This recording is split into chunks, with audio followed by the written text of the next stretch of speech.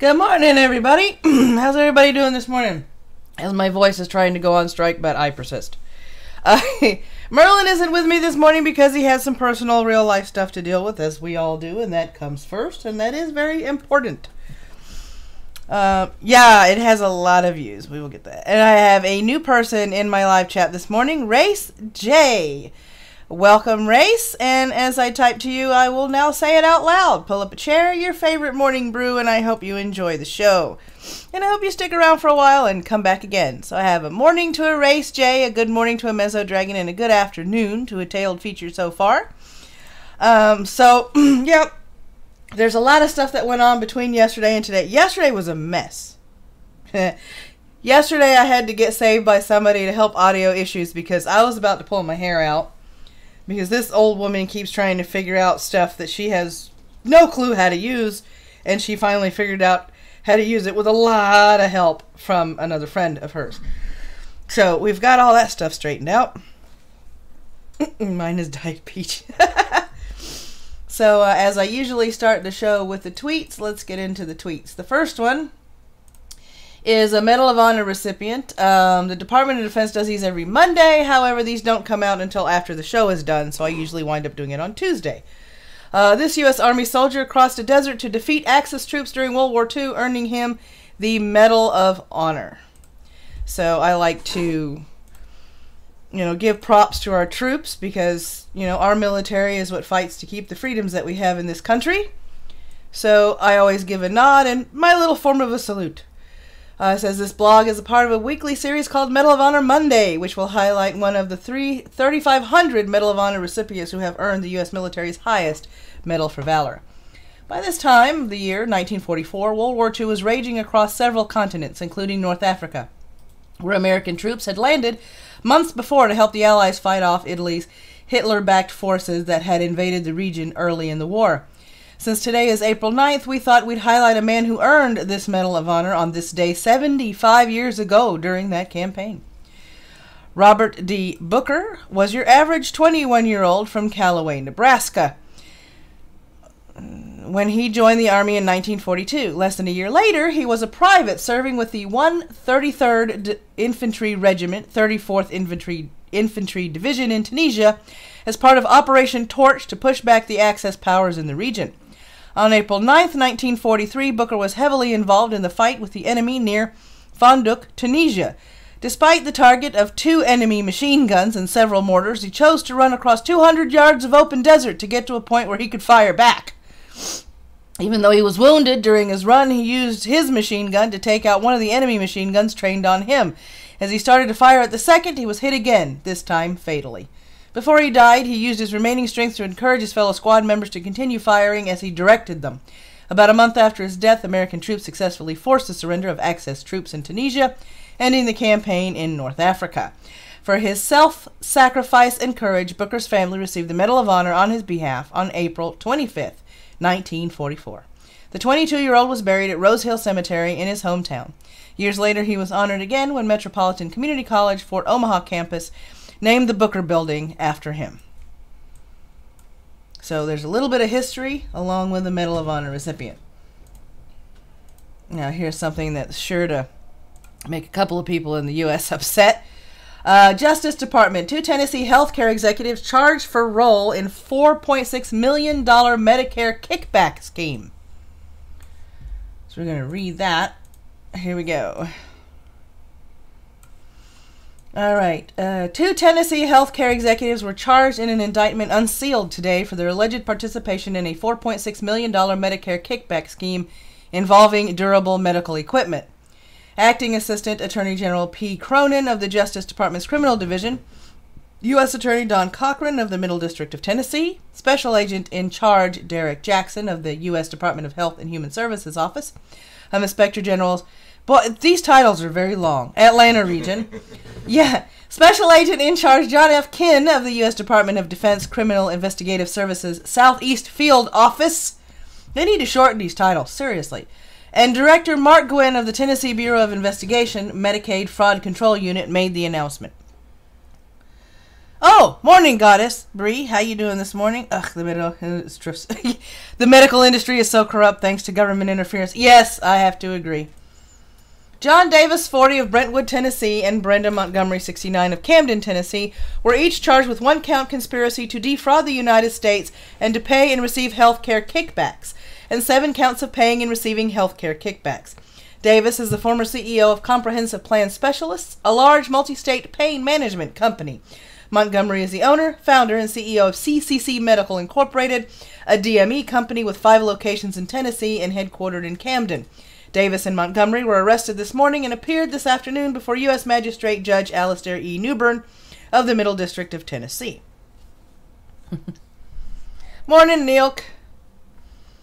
The charges against John Davis and Brenda Montgomery, alleging almost $750,000 in illegal health care kickbacks and the submission of over $4.6 million in fraudulent claims to Medicare, demonstrate the Department of Justice's commitment to protect taxpayer dollars and to hold corporate executives accountable for fraudulent and abusive conduct, said Acting Assistant Attorney General Cronin. Kickbacks such as those alleged in the indictment distort markets and undermine public trust. The criminal division and our law enforcement partners will continue to root out fraud, waste, and abuse in our healthcare program, no matter how complex the schemes. So we have that for this morning. I'm going to put a link for that tweet in case you guys want to read the rest of it, because it does go on. Of course, anything from the government tends to go on for a while. Let me see. Sorry. Morning, Numbed Skull. Alright, so the next thing that we're going to be covering is the rest of them are fairly short. From the FCC, and this does have a link to it as well, but I'm not going to read it. Recently, the Commission authorized SpaceX to provide broadband services via satellite. You can catch the details with this tweet if you want to keep up with the FCC. And we've got one more. Mesodragon, documents from the government is like the Energizer Bunny. It keeps going and going and going, etc. Exactly. They don't know how to do stuff short, sweet, and to the point. Which might have been my problem doing response videos on YouTube. They were never very long. Of course, I didn't like repeating myself, so that's probably why I stopped doing them. Okay, let me see here. So, here's our latest NASA tweet. Before its graceful farewell, our Cassini-Saturn spacecraft eyed Saturn's icy moon Dione, adorning one of the giant gas planet's many rings. To take a look at that, or a closer look at that rather, you can go here.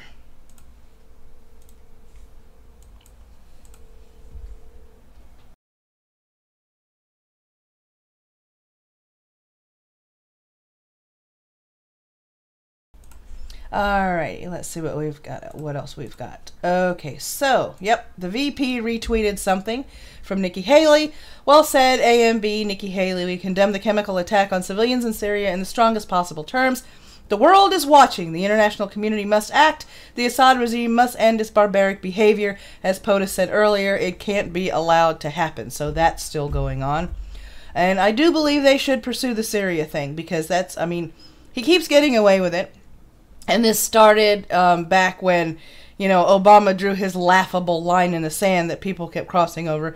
Because every time he drew a line in the sand, it sort of reminded me of Looney Tunes, where he would draw a line in the sand, they would step over it, and he would draw another one, and they'd step over that one, and so on and so forth.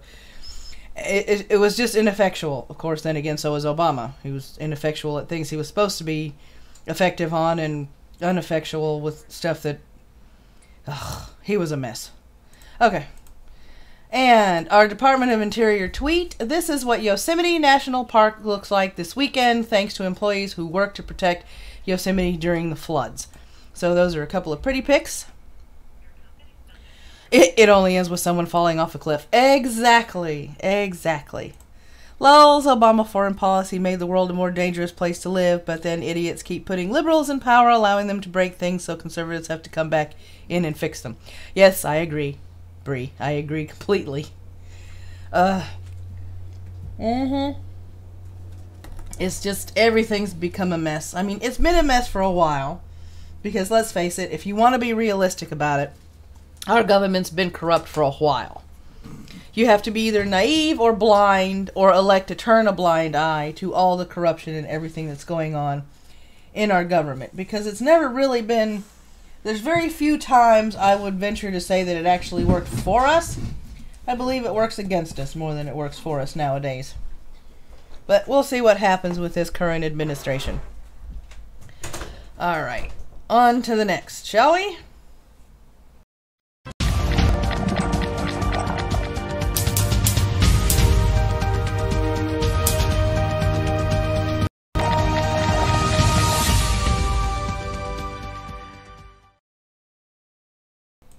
Alright, on to the weather we don't want, but the weather we're stuck with anyway. So, and this forecast from the National Weather Service is good through April 12th.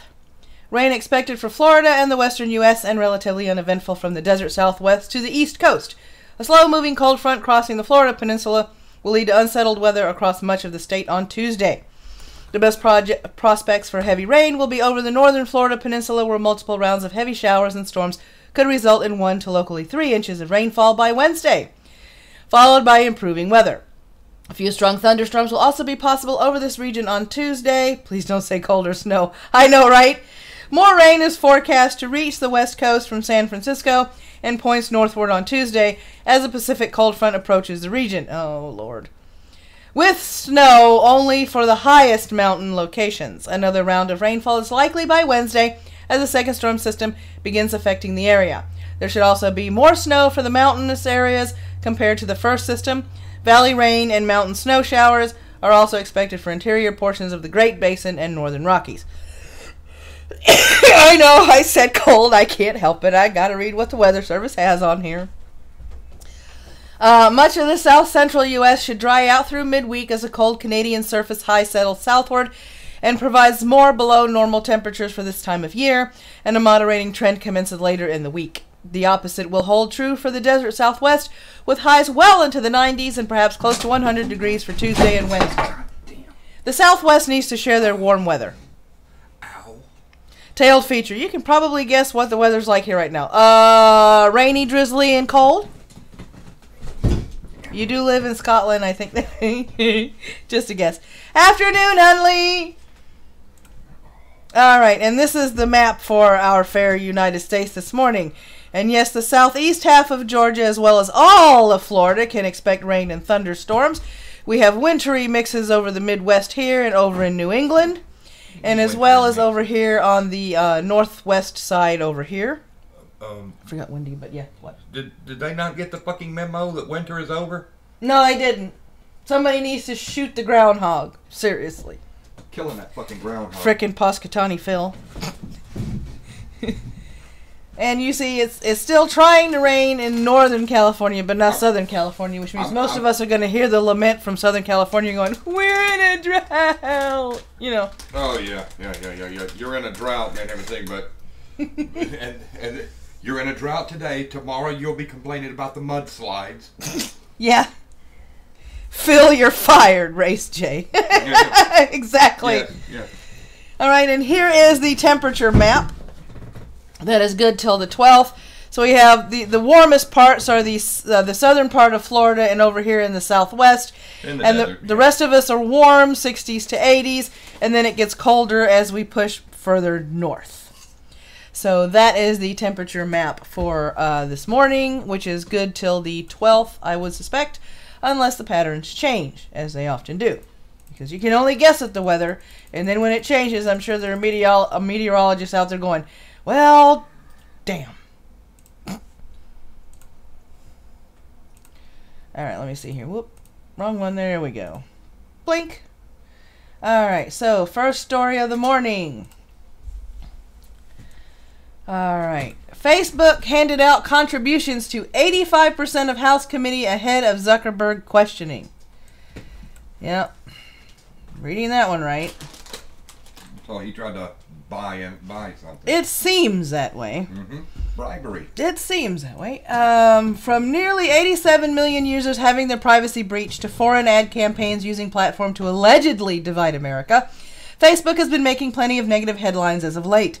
as Facebook CEO Mark Zuckerberg gears up to testify to Congress this week, some of whom have been itching to confront him, and others who have been receiving financial gain from his company. Members of the House and Senate committees will be questioning the CEO about privacy protection and violations that have rocked the company as of late. According to a report last week by USA Today, some of these lawmakers are also the biggest recipients of campaign contributions from Facebook employees directly and the Political Action Committee funded by the employees. The congressional panel that received the most contributions from the company is the House Energy and Commerce Committee, whose lawmakers are set to question Zuckerberg on Wednesday. Conflict of interest? Oh. Goddess Bree. Wow, Facebook not giving a fuck? Numbed Skull. This doesn't mention the blurb about Facebook trying to link personal health to their profiles. No, it's more about the attempted bribery now that he's been called for questioning. The congressional panel that received the most contributions... All right. Of the 55 members on this committee, all but 9 of them have received contributions by Facebook for the past decade. With the average Democrat receiving nearly $6,750 and the average Republican receiving $6,800. And Republicans got nearly twice as much as their Democratic counterparts when it came to the House Committee and monetary contributions. An example can be seen in Committee Chairman Greg G. Walden, Republican from Oregon, who received $27,000, while Representative Frank Pallone, a Democrat from New Jersey, received only $7,000. In regards to Facebook's campaign gift, however, Republicans got a mere 33% and Democrats got 65%, adding to about $7 million worth of gifts. Now, when they're not... To me, and I know that a lot of them are probably not lawyers because, you know, even though to me politicians and lawyers work hand in hand, this is a clear conflict of interest. He's contributing to your pot, to your campaign. Obviously, he's got a motive here. That may be tinfoil hat, but that's just the way I see it at the moment. So, to me, maybe another committee should question him at this point, a committee that he didn't pass any greenbacks to. Bree, if I didn't have a few of my BFFs on FB Messenger being what we use the most, I would ditch the platform so fast. I've got the same problem. I have friends that still steadfast use Facebook. I've got a family that does the same thing. I'm down to just using the Messenger now and posting on Facebook very, very seldom because it just isn't worth it. It just isn't worth it anymore. Now, every once in a while, I check my fan pages on Facebook, and I find some pretty cool memes, but that's about it. Mezzo, I just use Facebook for games. Yeah, pretty much. I mean, if you're going to do anything, you can use it for games. Let me see. I did that, switch to Discord. Yeah, but I've got a lot of people in my family, Hunley, are technologically challenged, for lack of a better term. My mom calls me, and my mom still calls me on a candy bar phone or a flip phone because she doesn't want a smartphone, because she's one of these people that staunchly believe a phone should be a phone and nothing but a phone. So every time she has to upgrade her phone, she has a hard time trying to find one that is just a cell phone. Oh, but I love my mother. Alright, here we go.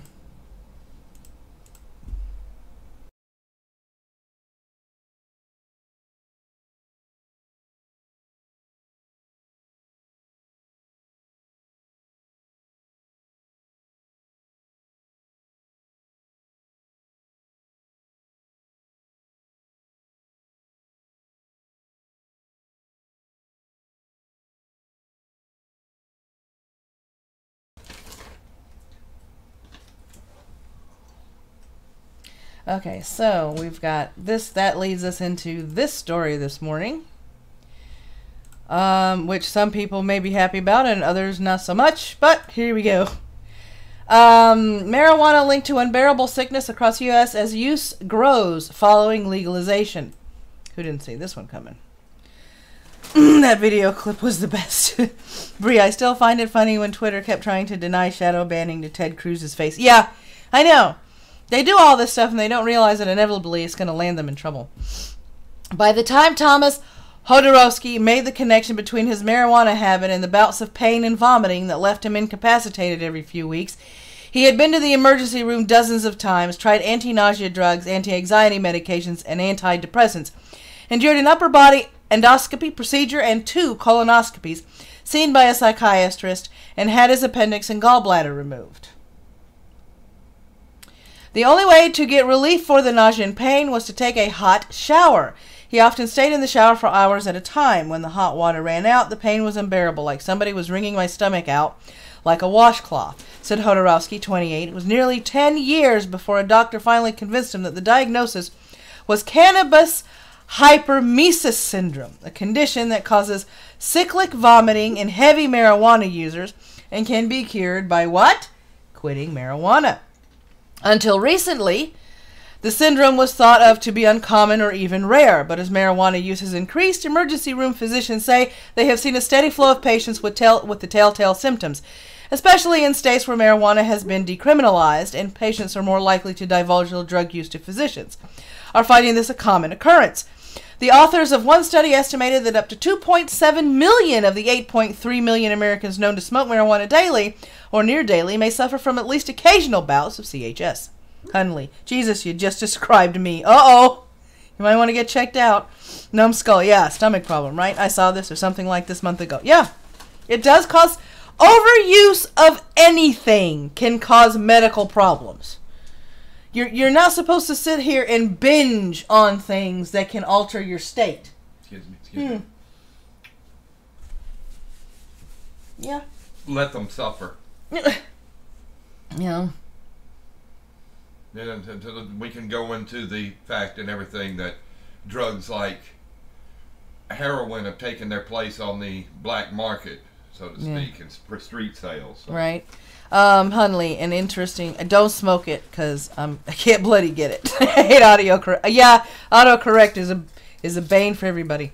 And several physicians who routinely prescribe medicinal marijuana for conditions ranging from chronic pain to epilepsy said they have not seen the cyclic vomiting syndrome in their patients, but noted they typically prescribe compounds that are not designed to produce a high and contain very low amounts of the psychoactive ingredient THC. Habush, one of the authors of the above study, said doctors in other parts of the country may be unfamiliar with CHS or mistake it for a psychiatric or anxiety-related syndrome.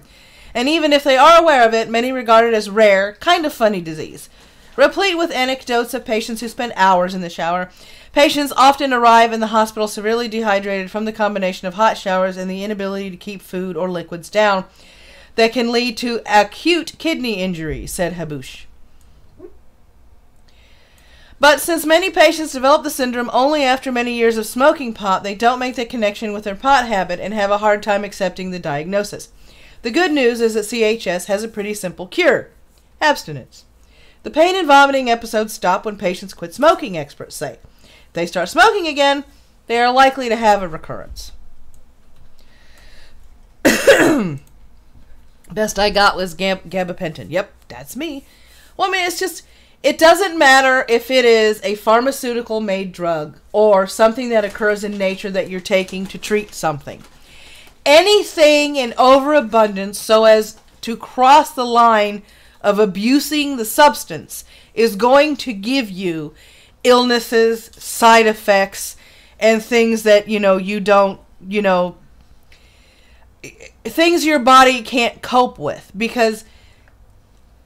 And when they say heavy pot use, I'm thinking constantly smoking it all day long, every day. Well, a lot of these places, that's all they do. If they don't have work to do and everything, or sometimes even if they're at work and everything, they can't wait to go smoke. Yeah, Hunley, Mega Toker 2000. Yeah. I mean, these are heavy smokers, I'm assuming. Because, I know people that smoke on occasion every now and again, and they don't have this problem. So it's probably got to do to abusing the plant. To the point where, that's the only thing you're smoking. And yeah, I mean, THC is a drug. Being smart and using drugs is good. Well, there goes my life. Brie. But I mean, it's just, it stands to reason, but in this day and age, it seems that common sense has flown out the window.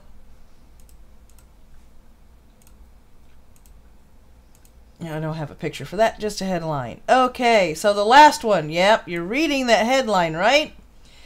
Teachers get bats as a reminder to fight back in a shooting. Talk about bringing a knife to a gunfight. Yeah. A Pennsylvania school district has given its teachers small wooden baseball bats, not even a real one that could maybe do some damage, as a reminder to fight a school shooter with any weapon available should other options fail.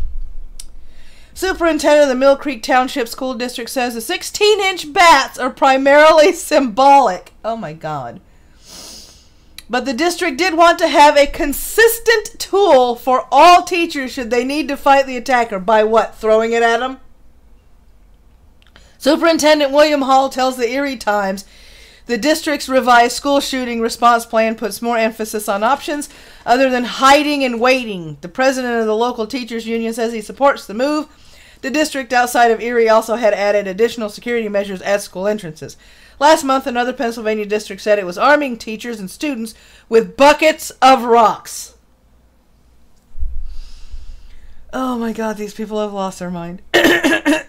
Neil calls my bat budget cuts. Beware the bat, man.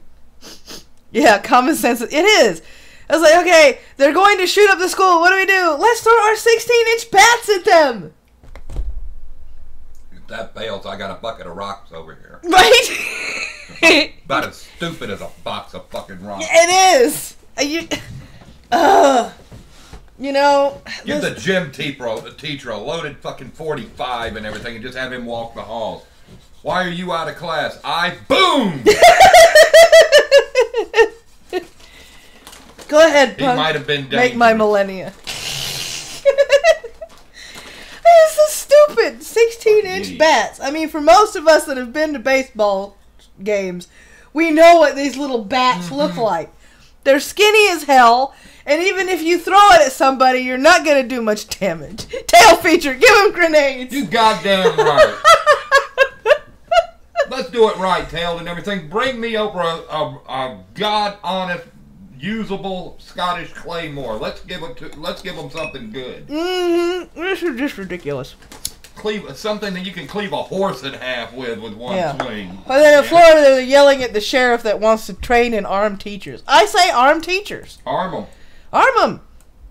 I say hire veterans, and say you know, arm for them and security. that way you won't have grenade and a bat. Let's play ball. Yeah, exactly, Tail. Exactly. You know, let him arm the teachers. Let him train the teachers and everything. Maybe we'll have less violence against teachers. Because there's students that you know will take swings at teachers now and just because they think they can. Oh yeah. You little bitches! I wish you would swing at me. Yeah, I know. Here's an idea: automatic drop-down gun turrets in the ceiling with automatic targeting. Works for me, Numbed Skull. Sounds good to me. I remember my mom, when she was a substitute teacher, there's a school here in Georgia called Mundy's Mill. Had a bad reputation when I was going to school. They called her to be a substitute teacher, and she walked out into the hallway to go to the bathroom, and she saw a student holding a teacher at knife point, and without thinking about it, she ran up, snatched the knife out of the student's hand, smacked the student, and by the time the police got there to finish defusing the incident, she gave the knife to the police. She looked at the principal who'd shown up and went, "Don't call me for tomorrow. I don't want to come back. I just realized what I did. I'm good." Oh my God. It's just, it's the only reason that this is prevalent now as far as the cries for gun control and shootings in schools is because now you have this regressive left narrative going on, in my opinion. And that's why all these are becoming mainstream, because violence in schools and attacks in schools have been going on since Ronan and I have been going to school. We didn't have that problem. At least reports here, there, in other schools and things of that nature have been going on. Schools and things like that, but not around here where I grew up and everything. Around here, you showed your ass at school, you were going to get your ass whooped at school, you were going to get your ass whooped on your way home, and you were going to get your ass whooped when you got home. Yeah. Yeah. This is all the, my poor feelings, you can't say that, you hurt my fee-fees. I know, right? You know, I'm allowed to have a trophy because I participated. Not because you fucking earned anything. Right. Right? Okay, let's move on to the next segment. And now for something completely different. Alright, now we go on to the recommended videos. And also, too, for those of you that have Twitch channels, if you type !shill, Nightbot will shill your channel for you. So this is also a promotional stream, as are all my streams, because I like to help out other creators and streamers. First one in the morning is Miss Misa with quote-unquote nice guys. She talks about not the nice guys that are often friend zoned, but the nice guys who are nice just long enough to get into your pants. Those nice guys. And I tend to agree with her. Those nice guys are a little skeezier than the guys that are openly asshole-ish. Because I'd rather you be an asshole to me straight up than be nice to me in order to get in my pants. I don't post to Twitch anyway. Oh, well. Yep. And I love Miss Misa. She is a sweetheart. She is coming into her own, and she does make some good points in her videos, and she has some really solid advice. But I'm probably not one. I like to think I'm a nice guy. I don't. Everybody. She also, covers the whole nice guys finish last thing, and she makes the distinction between those nice guys and the nice guys she's talking about. Henceforth, the air quotes, nice guys. Because let's face it. I am a good person. I am by no means a nice guy. Yeah, Race J, there's a difference between nice guys and players. And I think what she's referring to is players. That was the word I was trying to think of this morning. She's pretty much just talking about players. Yeah, that's what it is. Next recommended video is Roaming Millennial. This is Roaming Millennial's uncensored series. Jimmy Kimmel does a homophobia and problematic tweet where she goes into the double standards that the left has for the right, to where the left can say anything, but when the right says something, oh Lord, here comes the ring. Mm-hmm. This is almost 15 minutes, but it is worth a view. And for some of you in the audience, you would say that she's nice to look at. She's also nice to listen to, and she does have solid content on her channel as well. Wait, she has content? She has. I mean, I've been watching these muted for no reason. Skooch. Oh, Skooch. Skooch, no. Known for making fun of champions on League of Legends, he is now in his Can We Talk About This series going over the Dragon Ball Fighter Z game. And he does it in his own style. So there we go. Morning Rhetorical. She's also on CRTV. Oh, cool. And this is just as funny as the rest of his stuff. Skooch is absolutely hilarious. Can we talk about this? Yeah, can we talk about this? A lot of his videos are just, they're short videos. He's just short form content creator, but you will be laughing, if not shaking your head, through just about any video you choose to watch on his channel. You'll find yourself agreeing with him. Yeah. And last but not least, our favorite Scott Tailed Feature decided to do a shit post making fun of Ranting Monkey. Let's make fun of a cripple, I guess. And before you guys say anything in the live chat, Ranting Monkey already commented under this saying that the video was awesome. So it is Ranting Monkey approved. Yes. And it is one hell of a video because it made me laugh before coffee. Yeah. It made Ronan laugh before coffee too. So yeah, go check that out. I'm going to put this link in the live chat over here. All these links after the live stream will be put in the description section after the live stream is archived. Thanks, Scribe Light, for the lyrics. Oh yeah, he's really good at doing that. I have a few parodies bumping around in my head that I have got to write down and see if somebody can put to music. Let's see. We have Celestial. Now we have Tail. There's quite a few out there, and I'm pretty sure if you work with them and everything, they will work up something with you. Mm-hmm. Tail would do it just for the shits and giggles. So is Celestial. I mean, let's face it, it is Celestial. Good old Parsnip. Good old Parsnip. Mm-hmm. him, but as you can see, he has no brain. Turns out you don't need one. Totally overrated. Alright, and seeing how we don't have a counselor article for the day, and I have got to figure out how to... There we go, we're centered. The hashtag for the day is... Dun, dun, dun, hashtag 5-word text to my ex. And some of these are just flat out brutal. So I'm going to click on new results. And we're going to go. I changed the Netflix password. I never regret I left. To the first ex, you are my greatest tragedy. To the second ex, you meant nothing to me. To the third ex, he's still thinking. Zuckerberg laughing at those nudes. You are even more nastier. What kind of English is that? Wow, you almost broke me. Moving couldn't be easier. My startup just went public. Oh, God. I'm healthy and happy now. I really dodged a bullet. Stay away! I am armed. Bitch spray. I was sharpened through chaos. I did succeed without you. But they're obviously grilled. Your sister was always hotter. Oh. Your cat's at the shelter. We know you just acting. You lost when you left. Good luck. Seriously. Good luck. Threw out your hair products. You should probably get tested. Oh, God. Let me see. Dude, what in the hell? Thanks for the lessons learned. Let's talk again in 10 years. Let's see. The worst toupee in Congress. Oh, wow. Gaining your love was exhausting. Give me back my dog. We could have fixed it. Why are you texting me? Wow. Please honor the restraining order. Oh. Oh. Oh. Yes, I was faking it. Oh, that one's brutal. You're someone else's problem now. I have herpes. Really bad.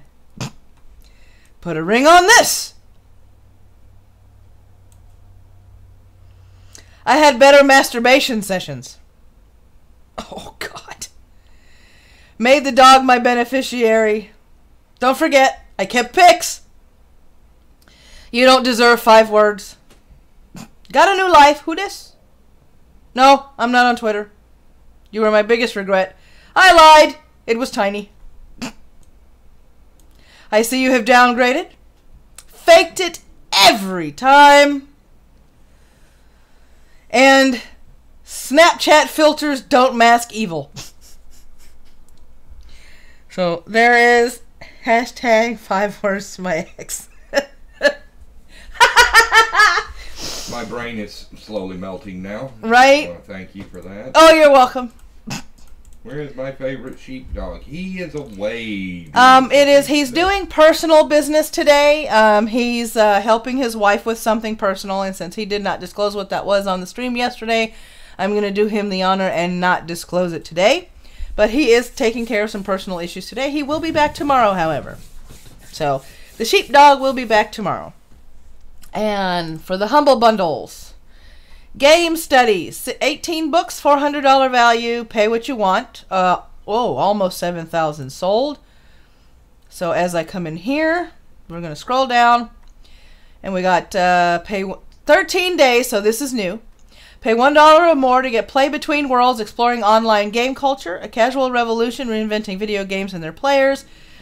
Uncertainty in games, play matters. 8 or more gets you also. The Art of Failure, an essay to the pain of playing video games. Oh my God, yes, they can be a pain sometimes. Values that play in digital games. The Works of Game on the Aesthetics of Games and Art. Digital Culture, Play and Identity, the World of Warcraft Reader. Critical Play, Radical Game Design, The Well-Played Game, A Player's Philosophy. Merlin is casting a new spell on his wife. What? You torrent free. Yay, yes. But all these Humble Bundles actually lead to, they do donate some of these to charitable organizations. The Warcraft Civilization, Social Science, and a Virtual World. 15 or more also gets you Superpower, Spoonie Bards, and Silverware, the Super Nintendo Entertainment System. How games move us, emotion by design. I Am Error, the Nintendo Family Computer Entertainment System platform. Codename Revolution, the Nintendo Wii platform. communities of play, emergent cultures in multiplayer games and virtual worlds, a developer's dilemma, the secret world of video game creators, and Atari Age, the emergence of video games in America. So that is that bundle there. Let me see here. Early unlock. And every time I do this, it never really fits. Yeah, because you've got Kerbal Space Program, Dead Rising 4, and this thing doesn't give me a scroll bar. Let me see if I can shrink this to get it. Nope, no scroll bar. Let's shrink this then. And Ruiner. So we've got 3 of these games, and they always have more than 3 in a bundle. And yes, if you scroll down, I am now a Humble partner. So if you click that link to go to Humble Bundle and subscribe for the $12 monthly Humble Bundle subscription, you do get games that are hundreds of dollars in value for $12 a month. Even though this isn't a paid advertisement, I am an affiliate, so I am disclosing that. And when you click on that link and sign up, I get a little bit of that in return. So there are several ways to support me now. Hunley, I was the original hunter on Moonglade 6 damn years and the best darn Ice Mage.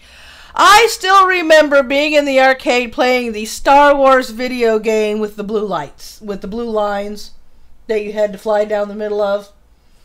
Yeah, that was... I'm old. Shit. Oh, Lord, we could probably reminisce about video games on a stream. It's been a while since I played the old ones. The old ones are hard, but they're good. That's what made the old ones good. Not that some of the new ones aren't hard. Alright, starting up his music and probably moving into some Golf City Stream cartoons. 11 a.m. Eastern Standard Time, you have Tonka Saw. 2 p.m. Eastern Standard Time is the Great Debate with the Numbed Skull, or Wrenilations at 2 p.m. Eastern Standard Time. So you have your choice in that time slot. 8 p.m. Eastern Standard Time, Jason Brazeal is still playing Skyrim, so go check him out and offer him some support. Also, 8 p.m., you have a choice. Penina Plays. She is doing one of her Let's Plays on Twitch at 8 p.m. Eastern Standard Time, so you got your choice of games there and your choice of streamers there. Lords of the Night is being hosted by Scribe Light tonight at 9 p.m. Eastern Standard Time. Gator and Frog Podcast at 10 p.m. 11 p.m. is the Cuntstream. 11:30 is the Night Stream and Sylvanas Darkangel at midnight with Tuesday Night News. So that was at least 10 of them. I'm trying not to leave anybody out. Ace TIE Fighter Pilot. Yeah, I played TIE Fighter on the computer when, you know, it was Windows 3.11 or something like that. And I wound up getting arrested because I accidentally shot down a higher ranking officer than me during a dogfight. But in my defense, he crossed in front of me as I was shooting the enemy rebel. But I still got arrested, and that was the end of my game. Dang it. Not that I didn't start it over. I love a good flight simulator. I love to dogfight. I really love to dogfight. So there you have it. If you wish to submit a funny hashtag for Hashtag Tuesdays, you know how to reach me through Twitter or Discord. You can even email me at, let me see, by going to my website, clicking on it and emailing it through there, or putting it on our boards that we have on our website. There are several ways to support me. I am an Amazon affiliate. I am a Humble partner. You can offer me a tip through the Streamlabs link, or you could be a subscriber to my Twitch channel, or you could become a patron. All those options are open to you in order to support the stream and keep the content flowing. We are giving updates as to, you know, my moving progress, which got put back due to unfortunate events. The new bar at the bottom down here for Streamlabs is a goal of $3,000 to help us get the SUV fixed and for moving expenses. So don't put yourself out of sorts financially. If you want to help, make sure you can help. Don't sacrifice yourself in order to throw me a couple of shekels, but that's going to be down there for the time being on my streams. Any contributions are always welcome, because we're trying to get out of this shithole as fast as possible, and yes, it is a shithole. I have a new subscriber. That's Patrice Ripley. Well, thank you, Patrice, for the subscription. And Race J is a new follower on Twitch. So we do have 2 new things today. We got a subscriber on YouTube. Excuse me, not Twitch. A subscriber on YouTube. So we got a new YouTube sub over there. So we are growing a little bit more on YouTube, but we are growing leaps and bounds over here on Twitch. And thank you guys for following me over here and watching the show on Twitch. I hope you guys are enjoying the content. Also, if you go to the website, you can suggest news articles for us to fact check or report on. This includes not only articles from U.S. News, but abroad. So any of you across the pond, if you want us to report on any of the news that is relevant to you, please go to the website, register, put those links on the board, because we are going to start checking those daily to start pulling news articles from there. So there you have it. And as always, my friends, may your coffee ever flow, may your caffeine be ever strong, and may you have a thoroughly terrific Tuesday. Ciao, guys!